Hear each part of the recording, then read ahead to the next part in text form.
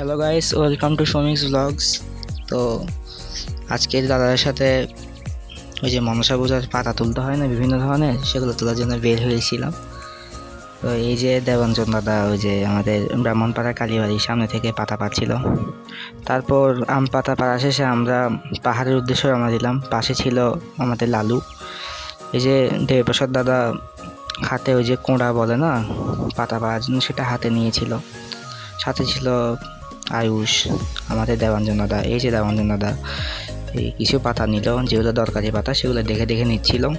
অর্থাৎ মনসা পূজায় ঘটের জন্য কিছু 5 রকমের মতো পাতা লাগে, সেগুলাই মূলত সংগ্রহ করার জন্য পাহাড়ের দিকে উদ্দেশ্য আর কি আমাদের। এই যে আমরা সামনে এগিয়ে যাচ্ছি, এটা হলো আয়ুষ্মান। যে আমরা সাথে ছিল দেবপ্রসাদ দাদা, দেবাঞ্জন দাদা, ঈশান, আয়ুষ আর আমাদের লালু, অর্থাৎ কুকুরটার কথা বলছি।